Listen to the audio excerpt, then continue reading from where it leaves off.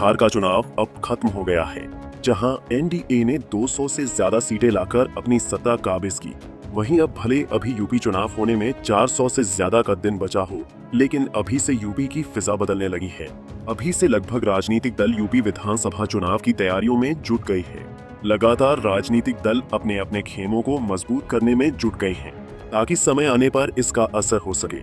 इसी कड़ी में अब चर्चाओं का बाजार गर्म है। बताया जा रहा है कि यूपी में बीएसपी और एएमएम एक साथ आ सकते हैं। दरअसल बिहार में एनडीए की प्रचंड जीत के बीच भी बसपा खाता खोलने में सफल रही। वहीं इस लहर में सीमांचल में एएमएम भी 5 सीट जीतने में सफल रही। लेकिन चर्चा बिहार से वायरल हो रही एक तस्वीर की है।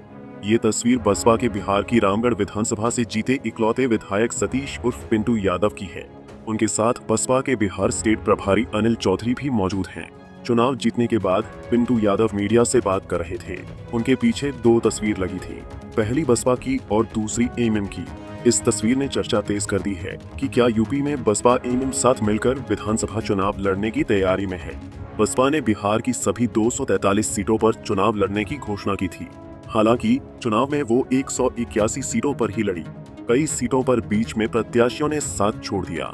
बिहार की जिम्मेदारी राज्यसभा सांसद रामजी गौतम के साथ मायावती के भतीजे आकाश आनंद को सौंपी गई थी। आकाश ने बिहार में 6 से अधिक रैली और नुक्कड़ सभाएं की थीं। बसपा का पूरा फोकस यूपी से सटे कैमूर और रोहतास जिलों पर था। दोनों जिलों में बसपा ने 7 सीटों पर अपनी दमदार मौजूदगी दर्ज कराई। कैमूर की रामगढ़ सीट सतीश कुमार यादव उर्फ पिंटू यादव कांटे के मुकाबले में 30 मतों के अंतर से जीतने में सफल रही। बसपा का वोट प्रतिशत 2020 की तुलना में 1.02% बढ़कर 1.62% तक पहुंचा है। बसपा ने रामगढ़ के अलावा करगहर विधानसभा पर जदयू को कड़ी टक्कर दी, जहां पार्टी प्रत्याशी उदय प्रताप सिंह 56,000 से ज्यादा वोट पाकर दूसरे नंबर पर रहे। महागठबंधन में शामिल कांग्रेस तीसरे नंबर पर रही, जबकि मोहनिया, भभुआ, चैनपुर, बक्सर और राजपुर विधानसभा सीटें महागठबंधन बसपा की दमदार प्रदर्शन के चलते हारी। इन सीटों की त्रिकोणीय लड़ाई में एनडीए जीतने में सफल रही। वहीं एएमएम ने बिहार में 25 सीटों पर चुनाव लड़ा। 5 सीटें अमौर, बहादुरगंज, कोचाधामन, जोकीहाट और बेतिया जीतने में सफल रही। वहीं बलरामपुर और ठाकुरगंज में दूसरे नंबर पर रही। यूपी विधानसभा चुनाव बसपा के अस्तित्व के लिए बेहद जरूरी है। 2022 विधानसभा और 2024 लोकसभा में बसपा का यूपी में सबसे बुरा प्रदर्शन रहा। लेकिन मायावती ने पिछले कुछ महीनों से अपनी सक्रियता बढ़ाते हुए यूपी चुनाव को लेकर रणनीतियां बनानी शुरू कर दी है। 9 अक्टूबर की रैली के बाद बसपा कार्यकर्ताओं का भी जोश हाई हुआ है।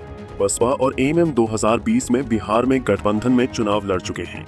इस बार के चुनाव में भी असदुद्दीन ओवैसी ने सार्वजनिक अपील की थी कि जहां एएमएम के प्रत्याशी नहीं लड़ रहे हैं, वहां उनके समर्थक बसपा प्रत्याशी के पक्ष में वोट करें। दूसरे मायावती यूपी के संदर्भ में पहले ही कह चुकी हैं कि वो किसी बड़ी दल के साथ गठबंधन नहीं करेंगी। छोटे और समान विचारधारा वाली पार्टियों से कुछ सीटों पर समझौता हो सकता है। मतलब साफ है कि ओवैसी के साथ यूपी में बसपा का गठबंधन होने में कोई पेच नहीं फंसेगा। बिहार में जिस तरीके से बसपा के जीते इकलौते विधायक पिंटू यादव और स्टेट प्रभारी अनिल चौधरी की मौजूदगी में बसपा के बैनर के साथ एएमएम का बैनर लगा है, इससे साफ है कि दोनों दलों के बीच यूपी के संदर्भ में कुछ न कुछ खिचड़ी पक रही है। दोनों दलों का बैनर एक साथ बिना मायावती की मर्जी से नहीं लग सकता है। बिहार में एएमएम 5 सीटों पर जीता है, बसपा का एक विधायक है। मतलब दोनों दल मिलकर विधानसभा में विपक्ष की आवाज उठाएंगे। पंजाब केसरी टीवी के लिए लखनऊ से अश्वनी सिंह की रिपोर्ट। हमसे जुड़े रहने के लिए हमारे YouTube चैनल को सब्सक्राइब करें और नई वीडियो की नोटिफिकेशन के लिए बेल आइकॉन को दबाएं। अगर आप ये वीडियो Facebook पर देख रहे हैं तो लाइक जरूर करें और ज्यादा से ज्यादा शेयर करें। धन्यवाद।